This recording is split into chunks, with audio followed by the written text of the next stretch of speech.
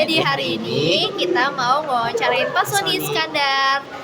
Perkenalan dulu, nama saya Dewi Nurul Fatimah dengan NIM 112305100107 dan Saya Ahmad Tulis dengan NIM 112305100106. Nah, hari ini kita mau wawancarain Pak Sony nih tentang apa sih, Klis? Tentang media penyiaran. Oke, stay tune.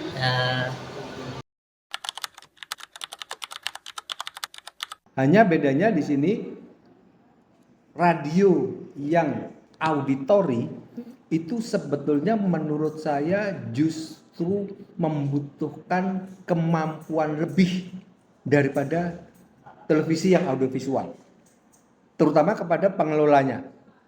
Jadi sebetulnya keberhasilan seorang penyiar radio itu mempunyai nilai plus daripada hanya sekedar kepopuleran seorang host televisi. Sama-sama dituntut untuk bisa berkomunikasi secara baik kepada audiens. Cuman karena televisi sebuah media audiovisual, visualnya sangat membantu mempertegas apa message yang disampaikan. Karena dengan pengelompokan media itu mau nggak mau sebetulnya sebuah pengelompokan audiens. Dimana kalau publik memang bersifat umum, tapi begitu tadi yang satu apa namanya? Lembaga penyiaran publik dengan swasta. Nah biasanya sebenarnya itu beda-beda tipis ya. Cuman yang bedanya kalau swasta itu biasanya ya udah aturannya seenaknya dia.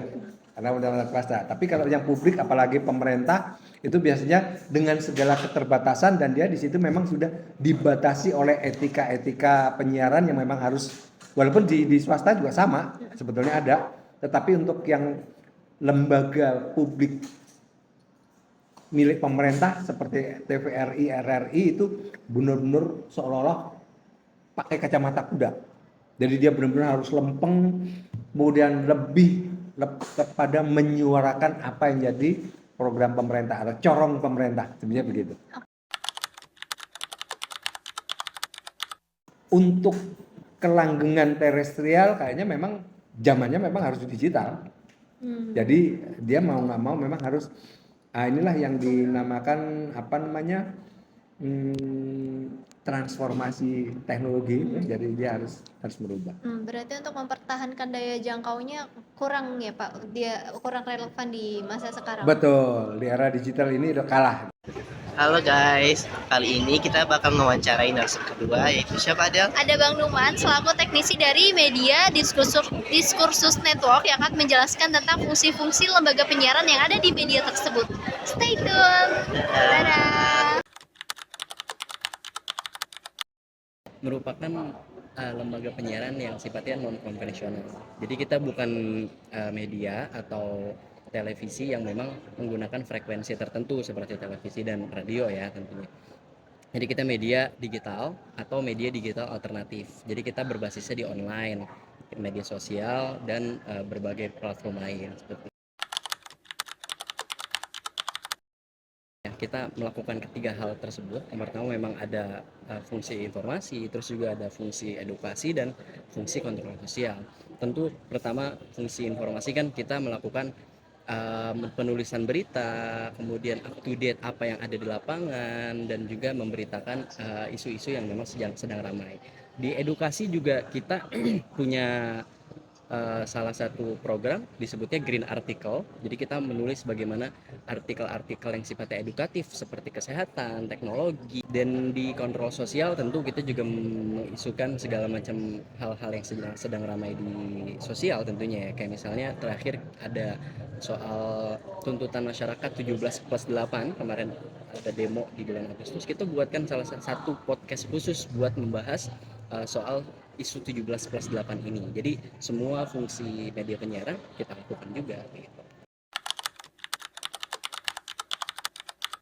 Kita sudah ketika kita diskusi, kita sepakat bahwa media penyiaran sekarang itu bukan sebagai media konvensional yang memerlukan TV yang besar, peralatan yang banyak dan lain-lain, karena kita sudah melakukan konvergensi dan akhirnya tugas seorang jurnalis itu bukan hanya sebagai jurnalis, tapi kita udah beralih profesi menjadi content creator, namun dengan pendekatan jurnalistik tentunya. Jadi bukan soal menjadi apanya, tapi pendekatannya apa yang digunakan. Nah, tentu di Diskursus Network ini kita menggunakan pendekatan jurnalistik dalam mengemas segala macam informasi, edukasi, dan juga segala macam konten yang kita sajikan.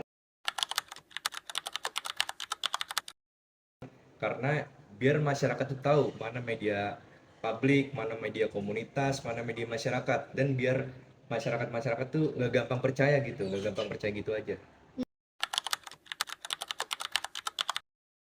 Kalau menurut saya itu lebih bermanfaat TV pemerintah dan TV komunitas karena itu isinya tuh tentang edukasi publik dan kepentingan masyarakat.